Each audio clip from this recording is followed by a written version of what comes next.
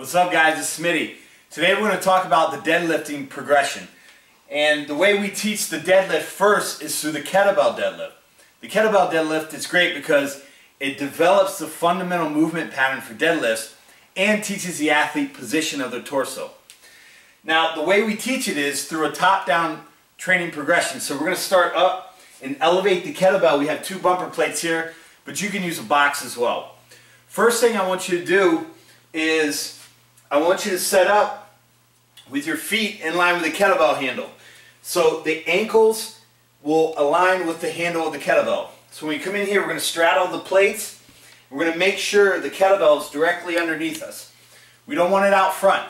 And this is going to be crucial because as we deadlift, we want to make sure that we're using precise form. And if we use precise form, lifting it and setting it down, we're going to hit the same spot every time. So we're going to come right over top of the kettlebell. As I move into the deadlift pattern, how do we always move into the starting position for the deadlift?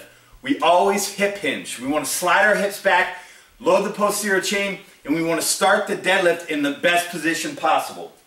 So as we set up here, we're going to get tall, get real tall. We're going to take a deep breath, stabilize, sit back, touch the kettlebell handle. Now when we feel confident, we're going to do that a few times. We feel confident with that position. Okay?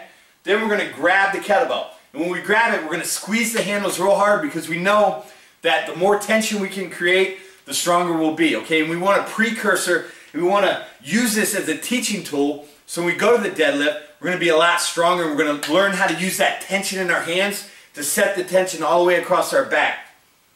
Again, we set up here. Now I'm going to squeeze the handle and I'm going to stand right up.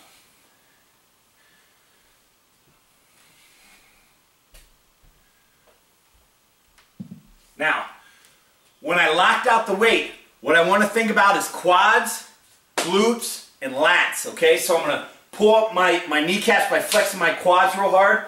I want to squeeze my butt and I want to flex the lats.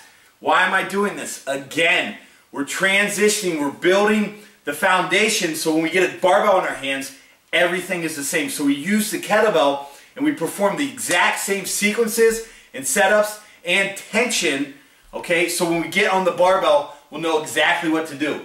So as we get stronger with this movement pattern, we're going to start increasing the range of motion, a top-down training progression. We shorten the range of motion and then we build proficiency through that full range of motion by increasing how far the athlete has to pull the weight. So set this down. Okay, now, same thing. Get up tall, catch our breath. Hips back, grab the kettlebell, lock out. Hips back, stand right back up.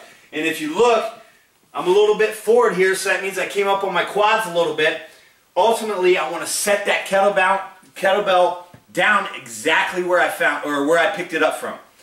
Alright, so this is Smitty with the tip today for deadlift.